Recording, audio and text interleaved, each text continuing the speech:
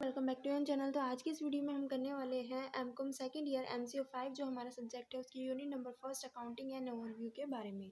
तो ये जो टॉपिक है ये सिर्फ एमकॉम का ही नहीं है, BBA MBA, ठीक है, 11th-12th क्लास में भी ये टॉपिक जो है वो आता है, तो आप वो भी वीडियो देख सकते हैं। तो ये क्या है, unit number first accounting and overview के बारे में जानते हैं, अकाउंटिंग होती क्या है, ठीक है। तो इंट्रोडक्शन से स्टार्ट करते हैं। In business numerous transaction take place every day. अगर हम बिजनेस की बात करें तो बिजनेस में बहुत सारी ट्रांजैक्शन जो होती है वो हमें करनी पड़ती है, ठीक है। तो it is humanly impossible to remember all of them. तो वो सारी की सारी ट्रांजैक्शन को रिमेंबर रखना, याद रखना पॉसिबल नहीं होता। तो with the help of accounting record, the businessman is able to ascertain the profit and loss and financial position of the business at a given period and communicate such information to all interested parties.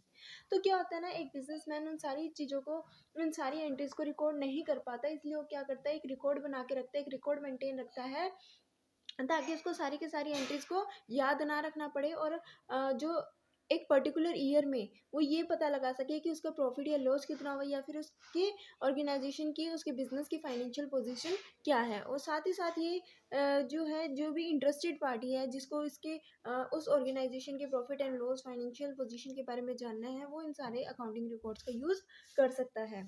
तो यही होता है accounting record. क्या होता है कि सारे के सारे ट्रांजेक्शन को हम याद नहीं रख सकते, इसलिए उन सारे ट्रांजेक्शन का हम रिकॉर्ड बना के रखते हैं, ताकि बिजनेस में होने वाले प्रॉफिट लॉस के बारे में, बिजनेस की फाइनेंशियल पोजीशन के बारे में हमें पता चल सके। उसके बाद नेक्स्ट टॉपिक आता है नीड फॉर अकाउंटिंग। अकाउंटिंग करने की ज़रूरत होती क्या है, क्यों हमें अकाउंटिंग करने की ज़रूरत है।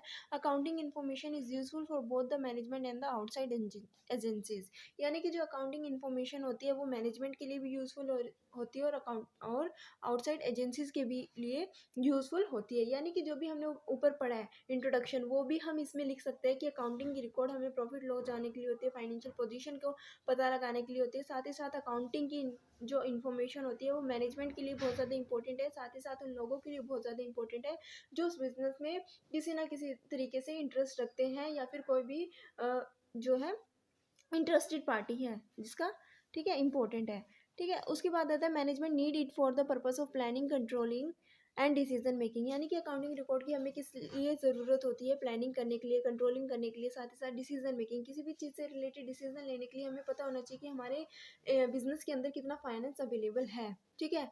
तो सारी की सारी चीज़ों के लिए हमें क्या ज़रूरत होती है, अकाउंटिंग इन्फॉर्मेशन की नीड होती है। Accounting is necessary not only for the business organisation but also for the non business organisation. यानी कि अगर हम बात करते हैं क्या अकाउंटिंग सिर्फ और सिर्फ बिजनेस ऑर्गेनाइजेशन के लिए होती है, नहीं। अकाउंटिंग इन्फॉर्मेशन की रिक्वायरमेंट जो होती है बिजनेस ऑर्गेनाइजेशन, साथ ही साथ नॉन बिजनेस ऑर्गेनाइजेशन को भी होती है। It is also necessary to ascertain the profit and loss and financial position at the end of given period. यानी कि फाइनेंशियल जो भी हमारे अकाउंटिंग रिकॉर्ड्स होते हैं उसकी रिक्वायरमेंट हमें क्या होती है, हमारी ऑर्गेनाइजेशन के प्रॉफिट लॉस को जानने के लिए, हमारी ऑर्गेनाइजेशन के फाइनेंशियल पोजीशन को जानने के लिए होती है, जो हम एक पर्टिकुलर पीरियड ऑफ टाइम पे करते हैं। पर्टिकुलरली 1 ईयर का जो है अकाउंटिंग पीरियड होता है।